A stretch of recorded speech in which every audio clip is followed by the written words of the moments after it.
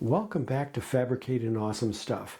When building an airplane, there are many times that you run into little problems and issues that crop up that need to be resolved before you can move forward. In today's episode, I'm going to show you an issue that I ran into by the way that I routed the sensor wires through the firewall on the Sonex aircraft that I'm building. And I'll show you how I resolved the issue in order to correct the problem and move forward. Let me know what you think in the comments. Also, remember to like and subscribe to my channel so you don't miss any of these updates on this exciting adventure that we're on. I hope you enjoyed today's episode, and thanks for watching. On my turbo installation, I'm going to have an issue that I'm going to have to deal with here. As you can see, when I took the sensor wires through the firewall, I brought them out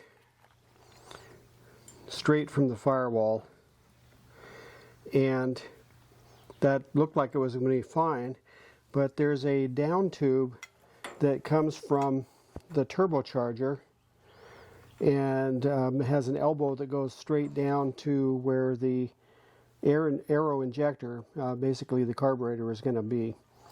And that elbow is going to interfere with the first set of wires that are coming out. So I'm going to have to do a little modification, or I'm going to have to do a little bit of a reroute there on the wires to get this problem solved. So I've got a few ideas on how I'm going to do it, and I'll let you know as it happens. Now, with the down tube in place, coming from the turbocharger down to the carburetor, you can see that this wire, the set of wires coming straight out, or hitting that down tube, and that's just not going to work. So my plan at this point my plan is to take this bundle of wires and route them this direction to get them off the down tube, and I'll install an Adel clamp on the firewall for this to go through to hold it in that position. Just have to make sure that I mount the Adel clamp such that the lid on the battery box can still be opened without hitting it. That has to be able to come up and down and not hit the wire bundle. So I'll figure out where that is, and then what I'll do is we'll be attaching an Adel clamp to the firewall and then move forward from there. We're going to need to make a bracket to mount this Adel clamp to the firewall for the wire bundle to go through. So I'm going to use this piece of scrap aluminum to do that. This piece of scrap aluminum is about 1.5 inches wide, and it's longer than we need. So what we're going to do is, first of all, we're going to need to have rivets to mount the bracket to the firewall. So I'm going to come down from the edge 3/8 of an inch and mark a line. And then we'll come from each edge, we'll come 3/8 of an inch and mark lines on it. And that's where the rivet holes are going to be. We're going to use 2 rivets to mount it to the firewall. And we want the tab coming out from the firewall to be about 1 inch long for the Adel clamp to set on. So in order to do that, we're going to go 2 inches. We're going to bend it at 1 inch so that it's 1 inch on each side. So that's going to be the size of the bracket,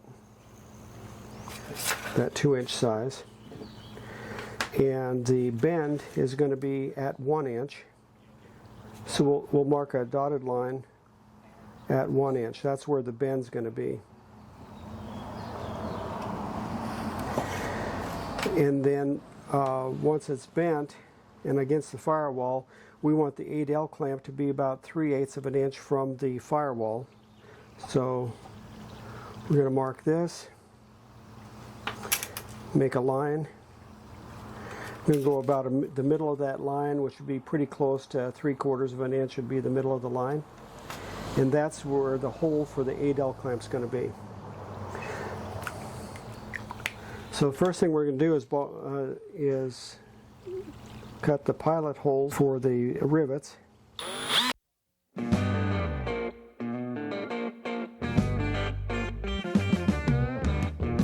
And we'll make the hole for the A-dowel clamp bigger because we want it more at the size of the A-dowel clamp hole there for a bolt to go through.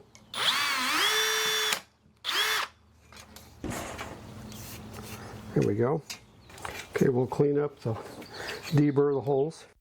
And then we'll cut this off so we just have the piece that we're working with. There we go. Now we need to bend the bracket so that it's in 90 degrees. So we'll put it on the bend line here. We'll bend it 90 degrees.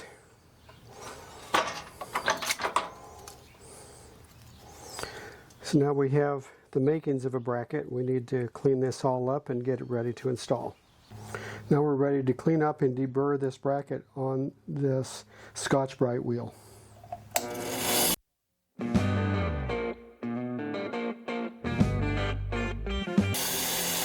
Okay, that's looking good.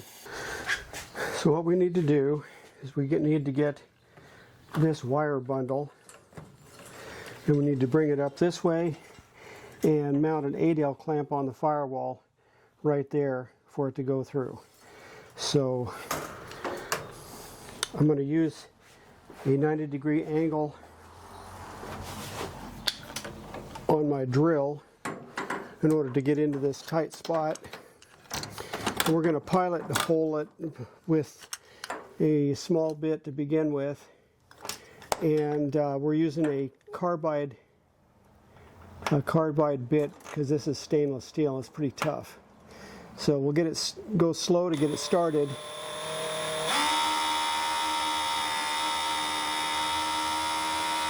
And then when it starts cutting, we'll be able to put a little bit more pressure on it.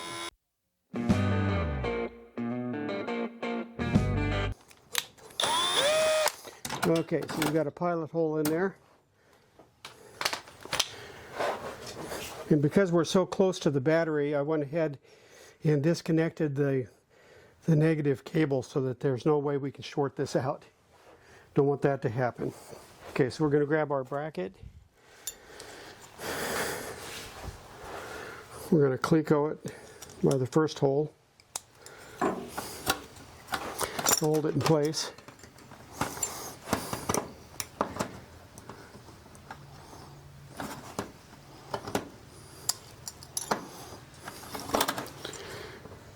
There we go. Okay, it's going to be up like that. And that means the A-dowel clamp will be on here about like that for the wire bundle to go through. So I think that'll be pretty close. And then, well, I don't know, that lid, let's see how it's going here. If we get the wire bundle up this way, and if it's on top of there,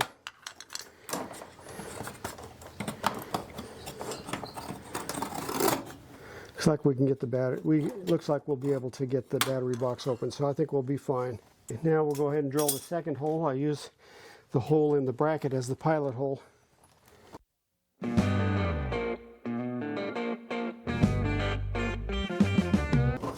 Okay, there we go. Okay, we changed the bits, so we're going to updrill this hole to 1/8 inch for the rivet.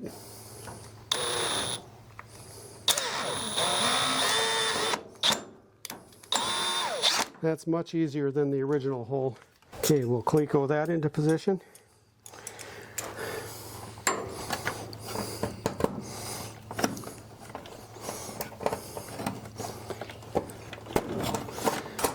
Take the smaller Cleco out.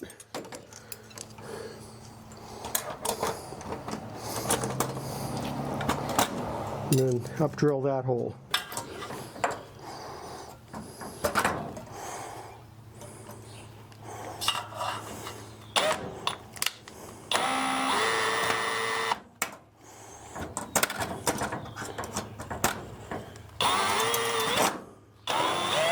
Got the holes drilled.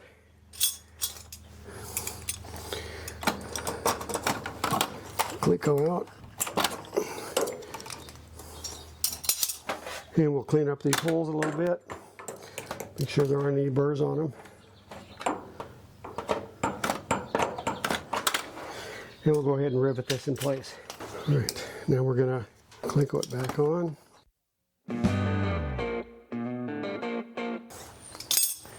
Get a rivet started.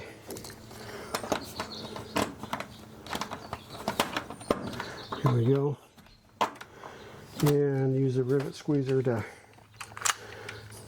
go ahead and rivet that in place.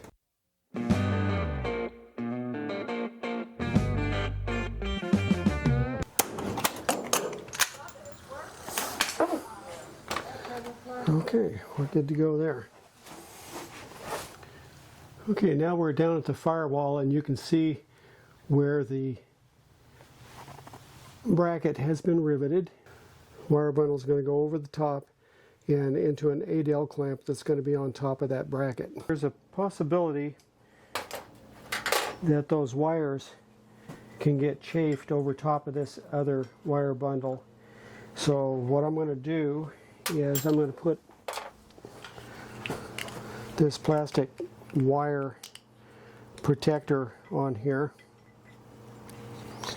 and that'll give it some extra protection so that if it does rub against there, that it's not rubbing against the wires. We don't want to have it short out or cause a problem. So now get that wire bundle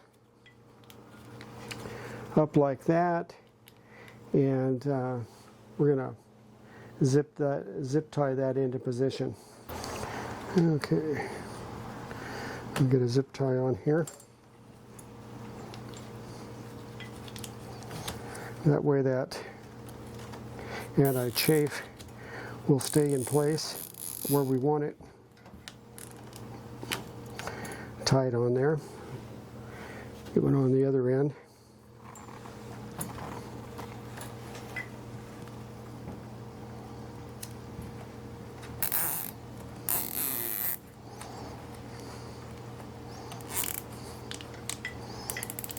Okay. I'll go ahead and clip those off, clip the ends off the loose ends.